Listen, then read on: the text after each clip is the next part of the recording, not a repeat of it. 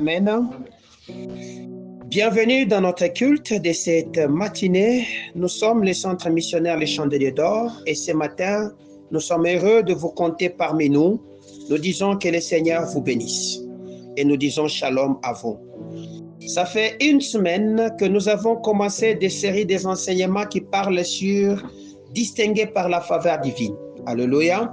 Et cette série d'enseignements est tirée du livre de Jérémie, chapitre 24, le verset 4 jusqu'au verset 7e, où l'Éternel était en train de parler à Jérémie en lui faisant savoir combien il va commencer à regarder son peuple avec un œil de faveur et qu'il devait le ramener dans les pays où il les avait fait partir et il serait leur Dieu et tout le reste des bénédictions qu'il était en train de déclarer. Nous sommes en train d'étudier cela et nous sommes en train de prendre cette parole et nous voulons faire de cette parole notre, car c'est la parole qui nous a été donnée pour gouverner le mois d'août. Le mois d'août, en réalité, c'est un mois qui se veut être un mois de distinction par la faveur divine. Telle est la parole qui conduit ces mois. Nous avons dit que la faveur, ce n'est qu'une forme de grâce que nous obtenons sans consentement de notre part, mais qui nous est octroyée par la volonté souveraine de notre Dieu. Nous avons dit que la faveur est étroitement liée à une notion qui s'appelle la bénédiction.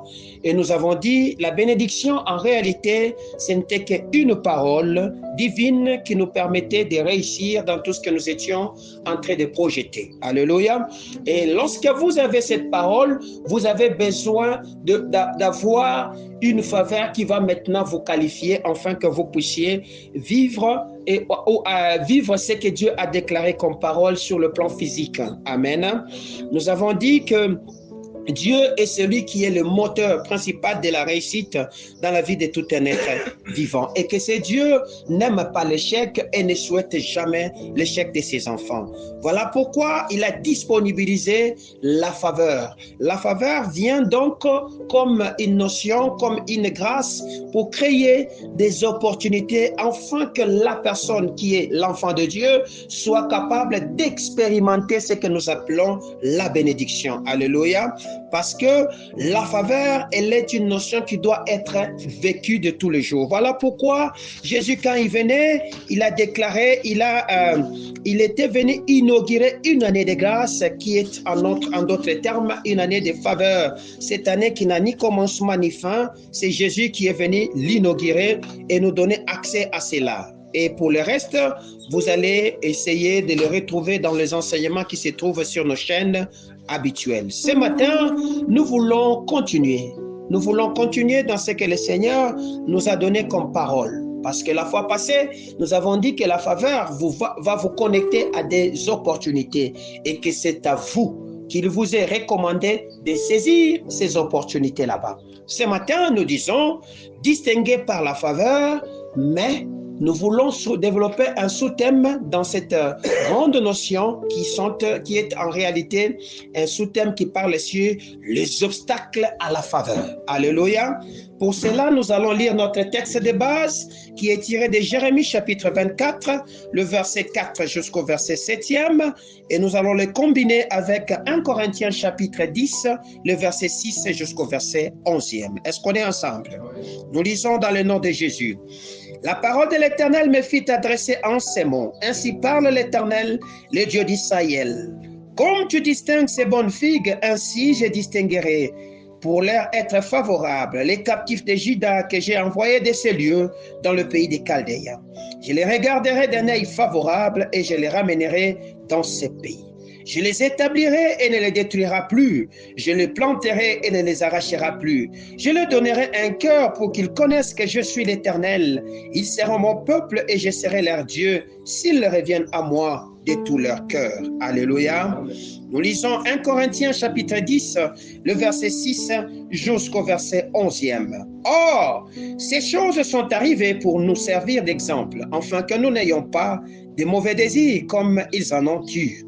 Ne devenez point idolâtres comme quelques-uns d'eux, selon qu'il est écrit, le peuple s'assit pour manger et boire, puis ils se lèvèrent pour se divertir. Ne nous livrons point à l'impudicité, comme quelques-uns d'eux s'y livrèrent, et de sorte qu'il en tomba 23 000 en un seul jour.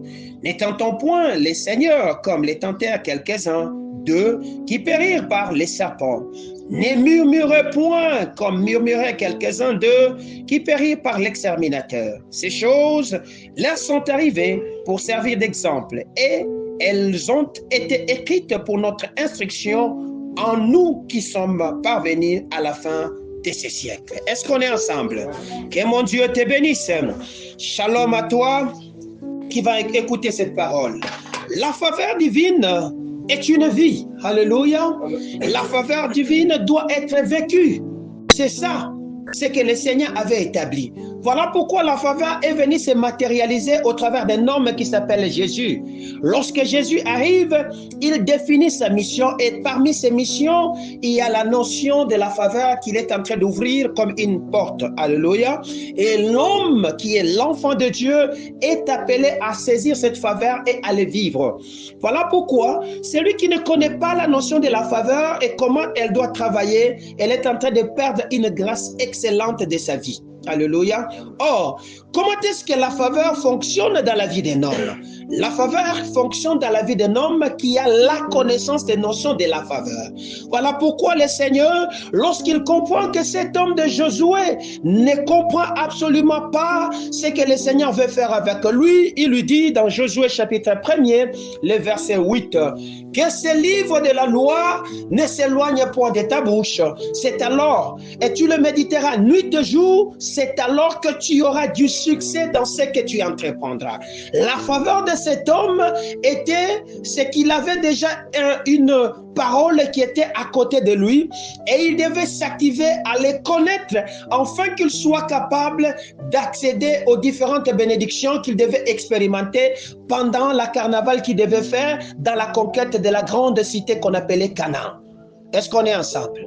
Donc, si tu veux voir la faveur travailler dans ta vie, cherche à t'instruire, cherche à connaître ce que le Seigneur a prévu pour toi. Alléluia. Même si c'est une notion qui agit dans la destinée de l'homme de manière involontaire, mais elle agit sur une autre notion qui s'appelle la bénédiction.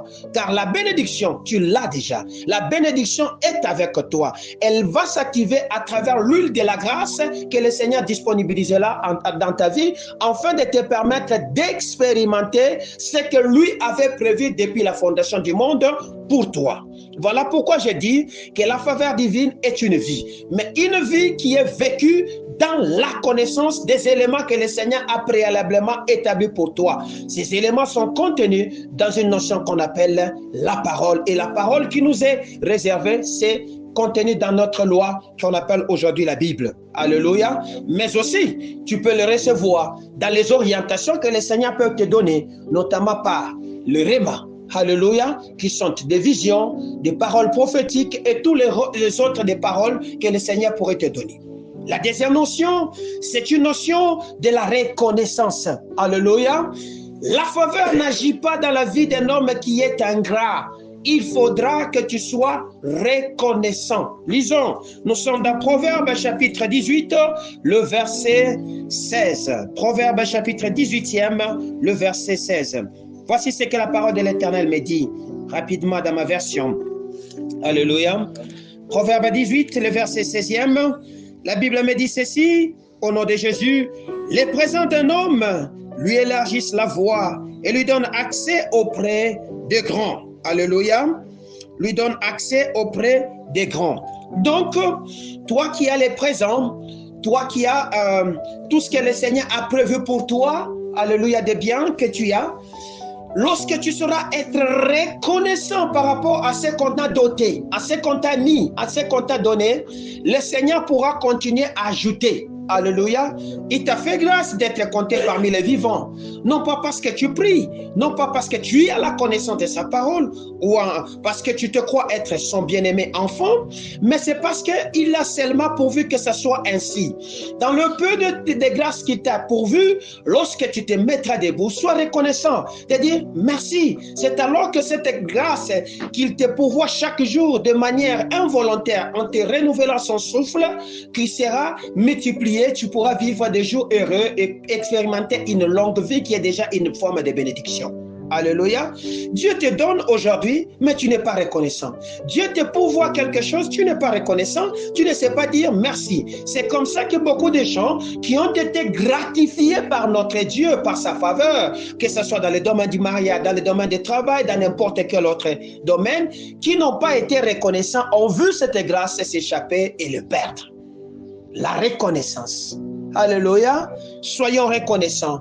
Voilà pourquoi il a été dit dans Ésaïe, arrêtez, mais reconnaissez qu'il est Dieu, bien-aimé. Vous devez savoir reconnaître la place de celui qui vous pourvoit de sa grâce, parce qu'il peut aussi retirer sa grâce. Alléluia.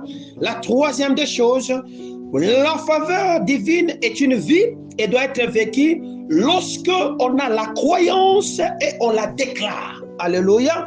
Tu dois croire en la faveur et tu dois les déclarer.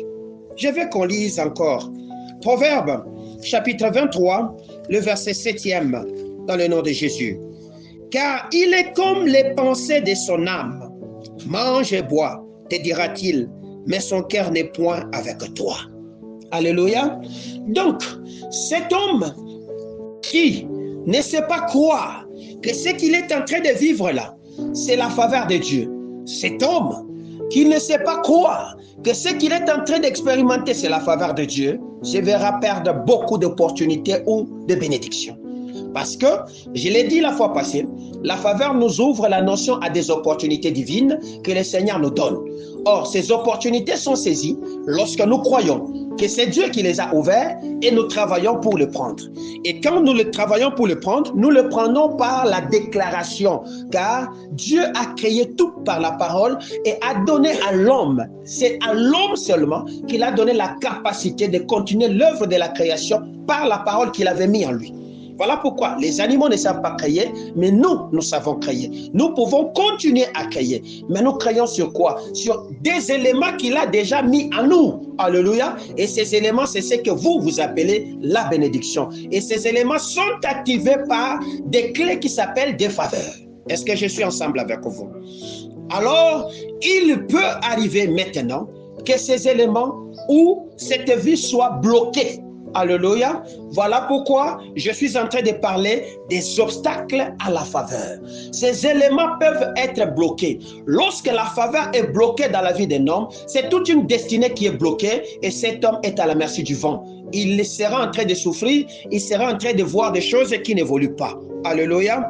Il y a des enfants de Dieu qui ont été des exemples vivants pour nous. Et lorsque Paul commence à parler, il rappelle aux enfants de Corinthe ces éléments. Il dit, ces choses ont été écrites pour notre instruction. Alléluia. Ces choses ont été écrites. En nous qui sommes arrivés à la fin de ce siècle, nous, les enfants de Dieu, on a écrit des choses afin que nous ne fassions pas les erreurs que nos parents ont fait. Ils ont été sous la nuée. Ils ont vu l'eau s'ouvrir en deux. Ils ont vécu des miracles et des miracles, des faveurs et des faveurs. Ils sont parmi les peuples qui ont mangé une nourriture préparée directement du ciel sans se faire passer par la cuisine humaine et ils ont mangé. Ils sont des peuples qui ont bu de l'eau dans un rocher qui ne pouvait pas faire couler l'eau. Et ils ont bu à ces choses là-bas. Mais malheureusement, ces gens ont perdu la faveur à cause de ces éléments que nous allons détailler avec vous ici. Donc, quelques-uns ont été cités ici, qui sont 4 principaux éléments, mais d'autres, je vais ajouter, afin que nous puissions être capables de saisir cette grâce et que nous ne perdions pas la grâce que le Seigneur nous a accordée. Alléluia. Amen. Alors, pose-toi la question, comment est-ce qu'une faveur peut être bloquée? La faveur peut être bloquée parce que lorsque le diable sait que Dieu veut distinguer son enfant, il va s'activer à t'amener sur des pistes qui sont contraires à la volonté de Dieu, afin que tu puisses, la main de Dieu, qui est en réalité la main pourvoyeuse de la faveur, s'éloigne de ta tête pour que toi, tu n'accèdes pas à la vie que le Seigneur avait préparée pour toi.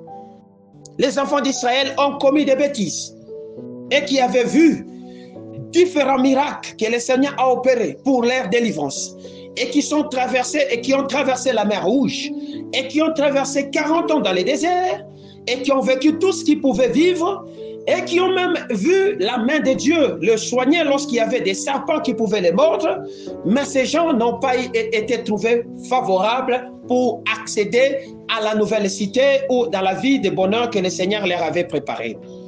Bien-aimés, parmi les éléments, je vais citer ces éléments qui sont dans 1 Corinthiens chapitre 10, mais je vais d'abord commencer avec ce que le Saint-Esprit m'a fait savoir. Alléluia. Parmi les éléments qui détruisent favorablement la faveur dans la vie d'un homme, il y a ce que vous devez noter qu'on appelle l'incrédulité, couplée à une notion qu'on appelle l'intimidation. Alléluia. Je parle d'abord de l'intimidation. Tu croiseras sur ton chemin de faveur des hommes qui viendront avec des paroles d'intimidation. Tu croiseras sur ton chemin que le Seigneur avait prévu pour toi des hommes qui viendront pour t'effrayer. Tu croiseras sur ton chemin des hommes qui viendront te faire douter que tu n'es pas sur la bonne voie et que tu vas mourir. Alléluia. Amen. Lorsque tu vas écouter à ces hommes, la faveur que Dieu avait disponibilisée pour toi va s'échapper et tu passeras à côté de ta destinée. Alléluia. Bien-aimé, lorsque quelqu'un a été distingué de Dieu par la faveur, il est l'unique personne à qui le Seigneur a parlé et dont le Saint-Esprit le convaincra que ce qu'il est en train de faire est vrai, pendant que l'extérieur verra que c'est faux. Alléluia. Amen. Jésus devait marcher jusqu'à Golgotha. Jésus devait accomplir sa mission à Golgotha pour que nous soyons qualifiés à la vie qu'il avait prévue pour nous. Mais les apôtres qui étaient à côté de lui, combien de fois on dit que Jésus, tu ne mourras pas? Alléluia.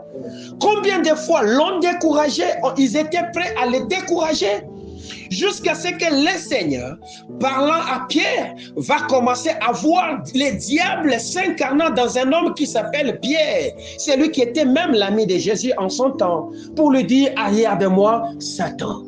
Bien-aimé, tu es l'unique personne sur qui la faveur a été accordée, comme Marie, à qui la faveur a été accordée. Elle-même était capable d'expérimenter la fécondation, elle-même était capable de connaître que l'enfant est entré à moi. Celle ou celui qui connaîtra que la grâce est en lui et que ce qu'il est en train de faire est vrai, c'est toi-même. Alléluia. Tu le sauras comment? Tu le sauras parce que tu as la marque du Saint-Esprit sur toi. Christ a dit, il vous convaincra.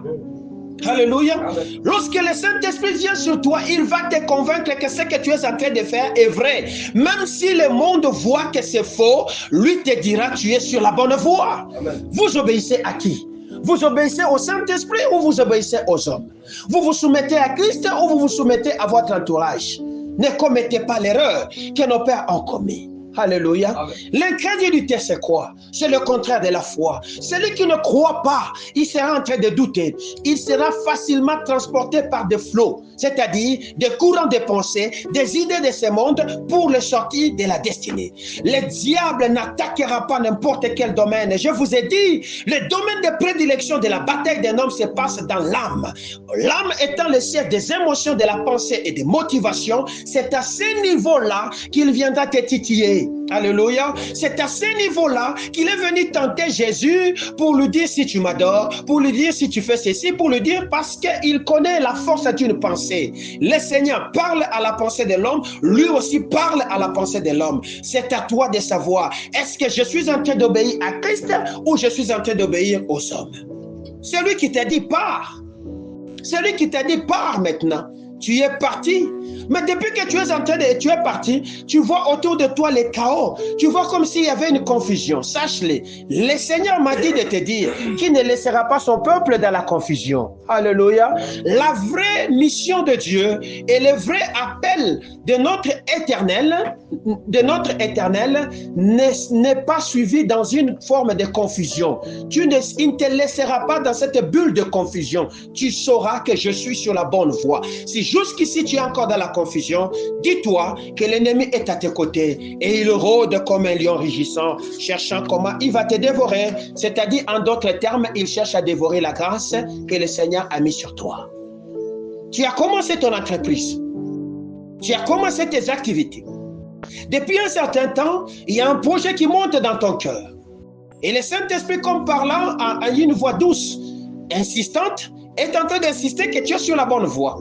Mais tu as croisé des fanfarons, tu as croisé des charlatans, tu as croisé des soi-disant amis qui te font croire que vous êtes en train de commettre une erreur et qui te fait croire que tu es en train de vieillir et que le temps est en train de passer vite. Il est en train de te soumettre à regarder ailleurs au lieu de retourner à Jésus, la meilleure des forteresses qui est en toi. Et depuis lors, tu commences à voir, au lieu de marcher, tu ne marches plus. C'est ainsi que la parole s'applique. Il dit, mais vous couriez bien, mais qui vous a arrêté pour ne pas obéir? Tu as cessé d'obéir parce que tu commences à regarder à l'extérieur. Or, l'on ne regarde pas à l'extérieur n'importe quand. On regarde à l'extérieur lorsqu'on commence à convoiter. Alléluia. On regarde à l'extérieur lorsqu'on commence à envier. Lorsqu'on commence à convoiter, lorsqu'on commence à envier, sache qu'il y aura un autre élément qui viendra s'accoupler à cela qui s'appelle l'orgueil de la vie et l'orgueil de la vie. Alléluia. Lorsque ces deux choses viendront s'ajouter sur toi, tu seras bloqué dans le triangle mystique du diable et tu risques de ne pas y sortir. Faisons donc attention. Dieu dit, ne vous laissez pas intimider. Alléluia. Vous êtes sur la bonne voie. Vous réussirez. Ne vous laissez pas intimider. Vous êtes sur la bonne voie. Même si tu crois qu'ils sont en train de prospérer et que toi tu es en train de trottiner, tu es sur la bonne voie. Ce que tu es en train de faire, continue. Tu réussiras. Alléluia. Mais-y la foi et tu verras les choses aller de l'avant. Deuxième élément qui détruit la faveur, c'est quoi? C'est ce que nous appelons le vivre dans le passé. Alléluia. Le Seigneur dit dans Ésaïe, chapitre 43, ne considérez plus les événements passés. C'est vrai, dans le passé, tu étais un milliardaire. C'est vrai, dans le passé, tu voyageais. C'est vrai, dans le passé, tu avais une beauté extraordinaire. C'est vrai, dans le passé, tu étais en train de faire des exploits. C'est déjà le passé. Ton passé est passé. Maintenant, il faut saisir le présent et avancer, car lorsqu'il se présente à Moïse, il dit, comment on va t'appeler? Il dit, appelez-moi, je suis. Il n'a pas dit j'étais. Il dit je suis. Il est dans le présent avec toi. Avance maintenant. Ça fait beaucoup de temps que tu es en train de trottiner. Lorsque les enfants d'Israël, dans Exode chapitre 14, le verset 15, le Seigneur leur dit, je combattrai pour vous, vous gardez silence au verset 15, il continue à faire du bruit. Le Seigneur dit, mais pourquoi ces cris? Dites à mon peuple de marcher. Alléluia, au verset 15e. Le Seigneur est en train de te poser la question, mais pourquoi ces cris? Les cris ne viendront pas lorsque tu ne sais pas ressasser le passé. Tu as tellement ressassé dans le passé, tu as tellement fouiné dans le passé, qu'est-ce que tu en as récolté de bon? Jusqu'ici, rien, parce que c'est déjà passé. Alléluia. Ce qui est passé est passé. Tu as besoin de courir vers l'avant afin de saisir les faveurs ou les opportunités que le Seigneur met devant toi. Alléluia. Parce que Dieu n'a pas créé un homme avec plusieurs yeux. Il lui a doté de deux yeux qui sont capables de regarder en avant. Voilà pourquoi toutes les fois que je m'évertue de tourner ma tête pour regarder en arrière, j'ai mal à la gorge. Alléluia. J'ai mal au cou. Parce que ce n'est pas dans le domaine des enfants de Dieu de se contenter de regarder en arrière. Ou si tu continues à faire cet exercice, tu risqueras de tomber. Avance maintenant. Vous avez tellement demeuré sur cette montagne. Avancez maintenant. Parce que la faveur est là. Alléluia. La faveur est là. La troisième des choses, ce sont des raisonnements. Les raisonnements. Lisons Josué chapitre 1er, les versets 1 à 2. Les raisonnements. Les raisonnements, les raisonnements, les raisonnements. Ce sont des choses terribles. Voilà pourquoi les armes avec lesquelles nous combattons sont puissantes en vertu de l'autorité du Seigneur pour renverser tout raisonnement. Alléluia. Exode chapitre et Josué chapitre 1er, verset 1 à 2. Après la mort de Moïse, serviteur de l'Éternel. L'Éternel a dit à Josué, fils de Nun, serviteur de Moïse, Moïse, mon serviteur, est mort.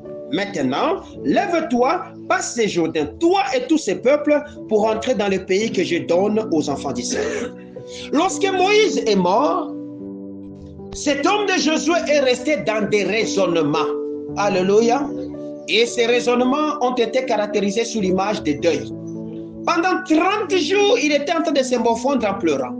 Il avait peur parce que c'est Moïse qui voyait. C'est Moïse qui agissait. Il ne savait pas. C'est comme ça que le Seigneur, pour briser la puissance et la force de ce faux raisonnement, il est venu s'adresser à cet homme pour lui dire, c'est toi.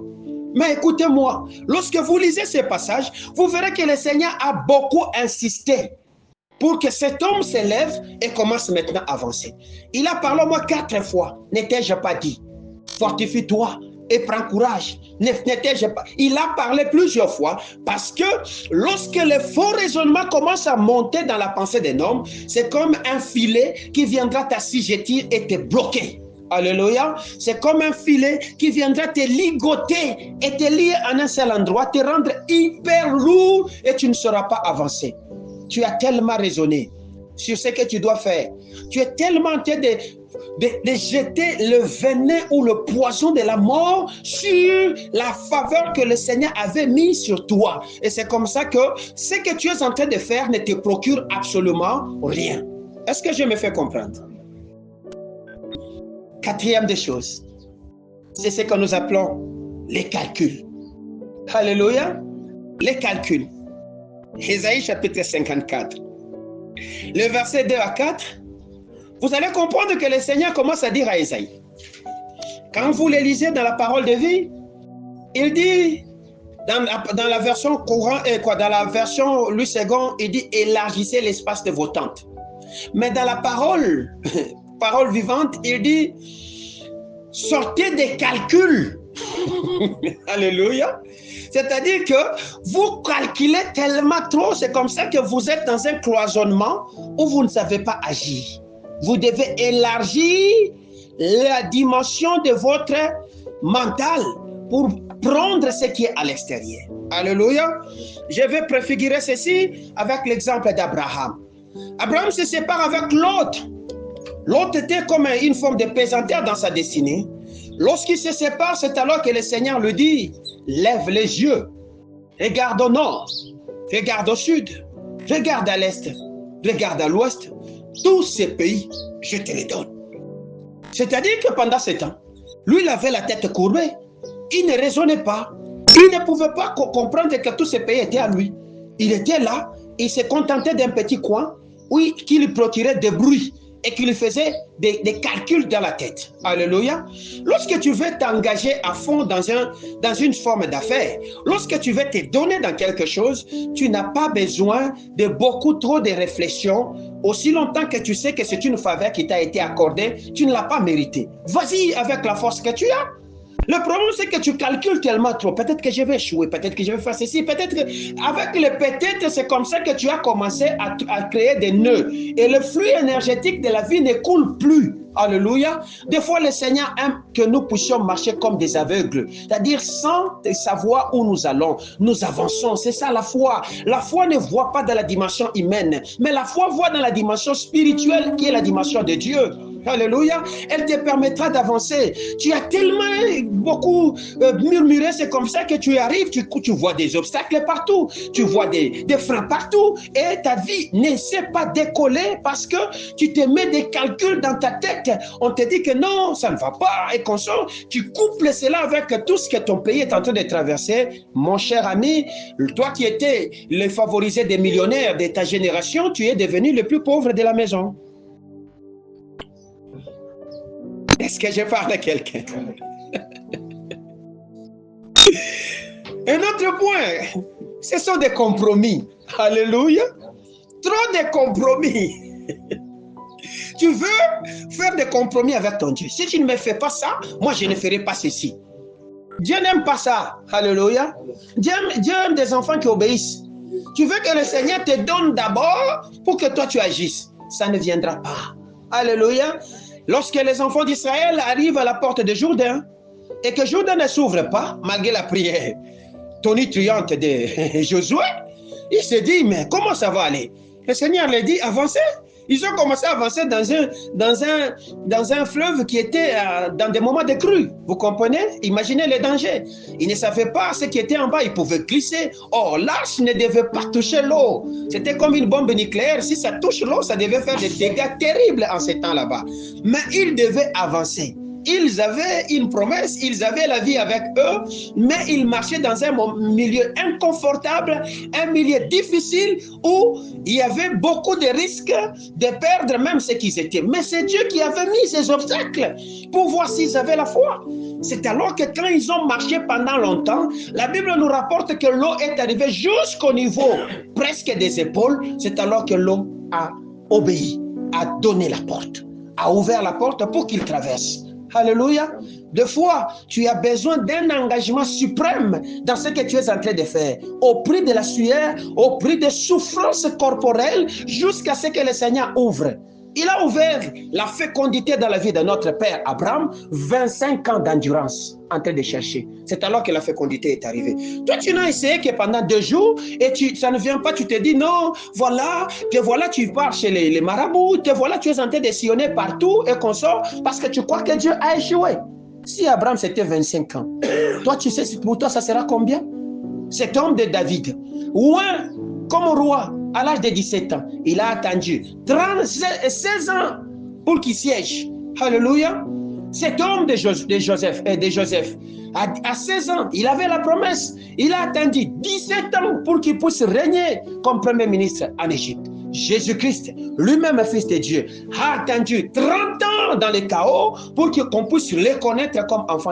Mon cher ami, tu ne sais pas le nombre d'années que le Seigneur a imparti pour toi. Ne compte pas le nombre de cheveux blancs qui se trouvent déjà sur ta tête et ne vois pas comment ton corps est en train de se mettre en, je ne sais pas, se transformer. Toi, avance. Pourquoi s'écrit? Dites à mon peuple de faire quoi? D'avancer. Trop de compromis, ça tue les affaires. 6. L'abandon. Vous abandonnez facilement parce que vous avez trouvé des obstacles. Vous abandonnez facilement. Alléluia. Vous abandonnez facilement parce que le premier ne t'a pas bien payé. Tu as dit certainement le second ne me payera pas bien. Donc Dieu ne veut pas. Bien-aimé, sache-le que les grands de ce monde ont joué même autant de fois. Celui que vous appelez aujourd'hui Bill Gates, si vous suivez son histoire, vous verrez qu'il a échoué lamentablement au moins 3 fois. Alléluia, avant d'être ce qu'il est aujourd'hui. La nature ne vous enseigne-t-elle pas?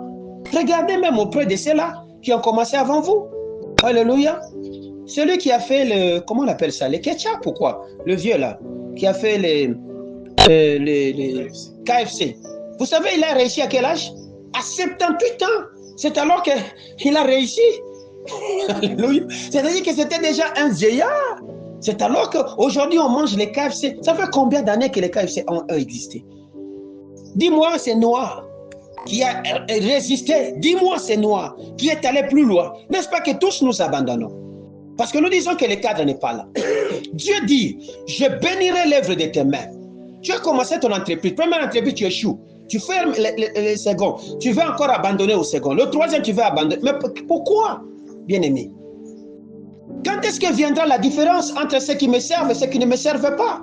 Si tous nous devions courir dans la même direction, si tous nous devions suivre la même voie, qui va employer qui? Alléluia. Est-ce que nous serons toujours employés dans les entreprises des païens? Y aura-t-il pas des entreprises des chrétiens? Ne savez-vous pas que pour commencer une entreprise, il faut d'abord connaître les difficultés de l'entreprise? Vous avez votre grand-père qui a lamentablement échoué. Il n'a jamais essayé. Toi, tu es parmi les premiers qui veulent renverser des lois et des limites qui ont été posées sur vous. Sache-le que tu n'es pas un homme moindre. Tu as une grâce. Tu es un géant dans le monde des esprits. Vas-y, n'abandonne pas. Aussi longtemps que le Saint-Esprit continuera à parler dans ton cœur en te disant que tu es dans la bonne voie. Même si tu dois perdre autant d'années, n'abandonne pas. Est-ce que je parle à quelqu'un? Que mon Dieu te bénisse. La 7e des choses, c'est la désobéissance. Alléluia. La faveur agit avec des gens obéissants. La faveur agit avec des gens qui obéissent à la parole de Dieu. Alléluia. Toi, tu n'obéis pas. Quand Dieu te dit ne sors pas, tu sors. Quand Dieu dit rentre, toi, tu ne rentres pas. Tu es toujours en contradiction avec ton propre Dieu. C'est comme ça que la faveur ne sait pas se faire voir. Alléluia. Vous avez besoin de faire la volonté de Dieu. Ça, ce sont des éléments que le Saint-Esprit m'a instruit. Mais rentrons maintenant dans ce qui a été écrit. Alléluia. Qu'est-ce que ça a été écrit pour notre instruction et qui a fait que ces hommes ont échoué à la porte de leur gloire? Ce sont les enfants qui sont arrivés à palper à la gloire que le Seigneur avait préparée pour eux. Alléluia. Relisons encore 1 Corinthiens chapitre 10, le verset 6 jusqu'au verset 11e. Alléluia. La loi nous dit, « Or ces choses sont arrivées pour nous servir, mets-toi ici, toi là, pour nous servir d'exemple, afin que nous n'ayons pas de mauvais désirs, comme ils en ont eu. » Je m'arrête d'abord ici. Alléluia. C'est-à-dire que quand les obstacles commencent à s'ériger dans ta vie, c'est-à-dire que tu as des désirs qui sont contraires aux désirs de Dieu. Alléluia. Ils ont dit ça clairement ici. Hein? Il dit, nous n'ayons pas de mauvais désirs comme ils en ont eu. Quels sont ces désirs qu'ils ont eus? Alléluia. Que Dieu n'a pas approuvé et il a arraché sa faveur. Il a sorti sa faveur sur ces hommes-là qu'il avait sortis. Quels sont? La première des choses que ces gens ont manifesté et qui a bloqué la destinée, qui a bloqué la faveur, c'est l'idolâtrie. Alléluia. Il dit, ne devenez pas idolâtres. Comme quelques-uns d'eux, selon qu'il est écrit, les peuples s'assit pour manger et pour boire, puis ils se lèvèrent pour se divertir. Alléluia. Le premier domaine de l'idolâtrie qui attire l'homme puissamment dans l'idolâtrie, c'est le domaine du manger, c'est le domaine de boire. Alléluia. Dans ces deux domaines, l'homme tombe facilement dans ce qu'on appelle l'idolâtrie. Or, Dieu n'aime pas les idolâtres. Dieu ne partage pas sa gloire avec le monde. Tu as commencé à idolâtrer le monde. Tu as commencé à idolâtrer tout ce qui est dans ce monde. C'est comme ça que tu es en train d'échouer. C'est comme ça que la main de l'Éternel est devenue courte et son oreille est devenue dure. Alléluia. Toi, tu es en train de faire tout ce que ton corps est en train de demander. Parce que ton corps a besoin d'argent, a besoin de manger. Tu es prêt à troquer tout ce qui est de Dieu juste parce que tu dois assouvir les besoins de ton ventre. Aujourd'hui, tu as été mis à la douane là tu voles parce que chez toi tu dois manger. Alléluia. Aujourd'hui tu as été mis dans des fonctions, dans des hautes fonctions de cette nation, mais tu es le premier à vendre ce pays à cause de l'argent. La RDC souffre aujourd'hui à cause des gens qui pident. Alléluia. Des idolâtres, des gens qui ont besoin d'assouvir leurs propres besoins au lieu d'assouvir aux besoins du peuple de Dieu. Alléluia, ou des enfants de Dieu. Dieu dit, ne devenez pas idolâtres. Donc, c'est une gradation, c'est une marche de progression. On ne devient pas automatiquement idolâtre. C'est une forme de tentation qui va te happer, qui va te attirer et te faire tomber de manière inconsciente sans que tu n'aies la conscience que tu es déjà devenu idolâtre. Idolâtre du travail, idolâtre d'argent, idolâtre de tes enfants, idolâtre de ton mari, idolâtre de ta maison, idolâtre de ton intelligence. Tu crois que si je ne travaille pas, si je ne lis pas, si je n'étudie pas, je ne réussirai pas. Bien-aimés, les gens qui ont réussi, il y a d'autres qui n'ont même pas étudié. Il y a d'autres qui n'ont même pas fait n'importe quelle mathématique. Ils ont seulement bénéficié de la grâce. Ils sont devenus ce qu'ils sont devenus. Je connais des gens puissants aujourd'hui. Je connais des gens forts aujourd'hui. Ils étaient ingénieurs, mais ils ont excellé dans d'autres domaines. Alléluia. Ils étaient médecins, mais ils ont excellé dans d'autres domaines. Parce que le domaine de la faveur n'a pas besoin d'une qualification professionnelle, mais c'est une faveur. Est-ce que je parle à quelqu'un? Ne devenez pas idolâtre. Ne devenez pas idolâtre si vous voulez être distingué par la faveur. Il dit encore, ne nous livrons pas à l'impudicité, comme quelques-uns d'eux s'y livrèrent de sorte qu'ils en tombèrent 23 000 en un seul jour. Tu veux voir la mort entrer dans ta maison? Deviens impudique. Alléluia. Tu veux voir la mort? Alléluia. Tuer tes affaires, devient impudique. L'impudicité, dans la notion biblique, a deux formes. Alléluia. Lorsque on commence à côtoyer les autres dieux, Dieu appelle ça aussi de l'impudicité. Est-ce que vous le savez? Lorsque tu commences à côtoyer d'autres dieux, maman, travail, maison, mari, enfant, tu le mets à la primauté des primautés, tu es un impudique. Alléluia. La deuxième forme de l'impudicité, c'est ce que vous connaissez. Alléluia. Je ne vais pas donner beaucoup de détails. C'est ce que vous connaissez. Tu cherches à connaître mieux, à faire mieux ailleurs. Alors que Dieu a dit, reste à mes côtés. Bien-aimé, lorsque Israël, lorsque le plan de Akan, comment il s'appelle le roi ici? Dans Nombre chapitre 22, Nombre chapitre 23, Nombre chapitre 24, vous lirez l'histoire de Balaam et Balak. Lorsqu'il a échoué dans toute sa stratégie, les deux méchants ont échoué. La dernière des stratégies maléfiques inspirées par Satan, c'était l'impudicité. C'est comme ça, il dit, appelez-moi les belles filles d'Ammonites. Ils vont organiser un très grand festin. Et ce jour-là, ils ont offert de la viande, ils ont offert de la boisson. Et Israël, comme ils aimaient manger et boire, accompagnés de belles filles, ils sont tombés 23 000 en un seul jour. Tu veux tomber? Lance-toi dans ce que tu es en train de faire. Bien-aimé, nous allons te regarder et nous verrons comment tu es en train de tomber comme un château. Alléluia. Il dit encore, ne tentons point le Seigneur comme tentèrent quelques-uns qui périrent par les serpents. Les serpents, c'est les diables. Alléluia. Tu veux voir les serpents te mordre? Tu veux voir les diables te faire tomber? Tente le Seigneur. Mais tenter le Seigneur, c'est quoi? Alléluia. Tenter le Seigneur, c'est remettre en question la parole que le Seigneur a dite sur ta destinée. Le Seigneur a dit que toi, tu seras milliardaire. Tu te dis, ah, c'est vrai, vraiment moi, dans notre famille. Alléluia. Cette parole-là que tu es en train de sortir va libérer l'exterminateur, les diables à côté de toi. C'est comme ça que depuis le jour qu'on t'avait prophétisé et que tu as douté, tu as vu le diable commencer à bloquer tout. Tu fais ceci, ça ne va pas. Tu fais cela, ça ne va pas. Parce que toi-même, tu ne crois pas que le Seigneur a mis cette grâce excellente sur ta tête. Est-ce que je parle à des gens qui me comprennent? Ne tentez pas le Seigneur. La parole du Seigneur, c'est ainsi dit. C'est amen, c'est oui et amen. C'est ça la parole du Seigneur. Alléluia. Il dit, en ce qui concerne les promesses de notre Dieu, c'est à Jésus qu'est le oui et c'est à nous que nous disons amen à la gloire du Seigneur. Dieu attend que tu dises amen. Amen, c'est quoi? Qu'il en soit ainsi fait. Alléluia.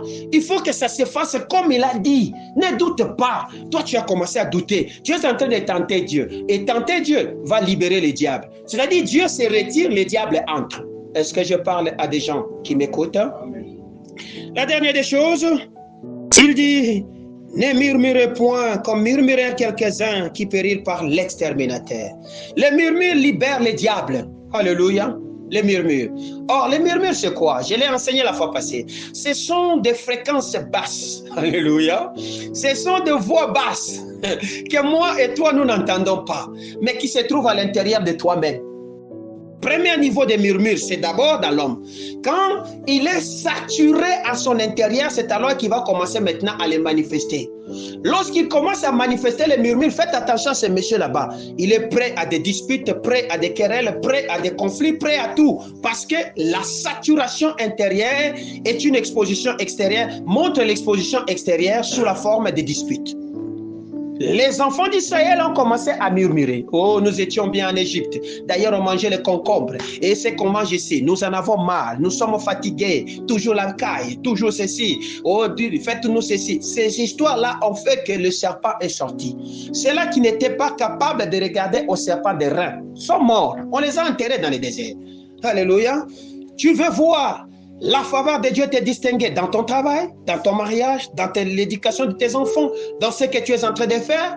Bien-aimé, sors de ta bouche, sors de ton cœur les paroles de fréquence basse qu'on appelle les murmures. Est-ce que je me fais comprendre? Ne murmurez pas, bien-aimé. Tu es devenu comme ce caméléon que j'ai vu cette semaine. Devant ta maison, j'ai vu un grand caméléon. Le caméléon, pour faire un pas, il hésite plusieurs fois. Il va changer, il va se métamorphoser en 50 couleurs. Il prend la couleur de la terre, il prend les couleurs de verre. Donc, toi, tu es là le matin, on te voit, tu souris. Le soir, tu chantes d'humeur. Le lendemain, tu es, ah non, je vais avancer. Comment ça va? Ça va bien. Donc, on ne sait pas te distinguer. C'est comme ça que tout chez toi est devenu lent. Alléluia. Comme la vie d'un caméléon. Aujourd'hui, tu as besoin de libérer ces caméléons de ton cœur. Alléluia. Un homme qui murmure, c'est un homme hésitant. C'est un homme qui doute. C'est un homme qui n'a pas de choix, n'a pas de décision. Parce que ces murmures là-bas, ce sont des paroles contraires qui combattent les vraies paroles. Alléluia. Car la bataille des paroles, c'est parce que dans la dimension des paroles, tu ne peux pas combattre une parole avec ta force. Non. Voilà pourquoi la bénédiction n'est pas combattue par la force physique. Parce que la bénédiction n'est qu'une parole. Alléluia. Toi qui combats un homme physiquement parce qu'il est béni, tu es en train de faire un travail inutile. Parce que ce qui lui accompagne, ce n'est qu'une parole. Alléluia. Qui a le pouvoir derrière lui, afin de les rendre capables d'expérimenter la grâce de Dieu et de voir des choses que Dieu avait inscrites en lui s'accomplir. Alléluia. Donc, si tu veux les combattre, peut-être si tu as besoin d'une stratégie, utilise des paroles contraires pour annuler ces paroles qui le font réussir dans les domaines qu'il est en train de prospérer. C'est comme ça que tu le verras réussir. Ou tu le verras échouer. Alléluia. Selon ton désir. Parce que la force physique ne combat jamais la bénédiction. La bénédiction ne peut pas se démolir avec la force physique. La bénédiction se démolit avec la malédiction, qui sont des paroles contraires à la bénédiction. Est-ce que je parle à quelqu'un? Est-ce que je me fais comprendre? Nous disons non aux obstacles à la faveur que Dieu a disponibilisés sur nous. Alléluia. Donc, parce que tu connais, parce que Dieu te reproche les calculs, les compromis, l'abandon, le vivre dans le passé, les raisonnements. Il te reproche, alléluia, ton entourage qui est en train de t'influencer. Il te reproche ton impudicité. Il te reproche ton idolâtrie. Il te reproche le murmure. Aujourd'hui, choisis. Tu as besoin d'être favorisé? Sors de ce milieu là-bas. Je vais donc conclure en disant, faites la volonté de Dieu. La volonté de Dieu, c'est quoi? Sortez du milieu de vous, mon peuple. La volonté de Dieu, obéissez à sa parole. La volonté de Dieu, restez soumis à sa main et vous verrez la grâce excellente de notre Dieu vous distinguer. Elle va vous distinguer comment? Elle va vous distinguer en vous ramenant dans le pays que le Seigneur avait établi pour vous. Relisons encore pour terminer Jérémie. Alléluia. Jérémie 24. Il dit au verset 6e, 5 seulement, il dit, comme tu distingues ces bonnes figues, ainsi je distinguerai pour être favorable les captifs de Juda que j'ai envoyés de ces lieux dans le pays des Chaldées. Alléluia. C'est Dieu qui t'a sorti dans sa bénédiction à cause de ton idolâtrie. Il dit au verset 6e, il dit, je les regarderai, c'est-à-dire, il tourne son regard de faveur maintenant sur toi, et il dit, je les ramènerai dans ce pays. Quel est ce pays? La bénédiction, ton Éden. Alléluia. Où il t'avait chassé parce que tu n'écoutais pas. Lorsqu'il va te ramener, il met des points. Et qu'est-ce qu'il va faire? Il va les établir, c'est-à-dire te rendre et te faire asseoir sur ta bénédiction. Ça, c'est la première des choses. Et il promet qu'il ne te détruira plus. Alléluia. Il dit encore qu'il va te planter comme cet arbre sans saison et personne ne pourra t'arracher. Comment et quand? Si ton cœur revient à lui, alors sincèrement. Qu'est-ce que j'ai parlé? Que mon Dieu te bénisse. Acclamons le roi des rois.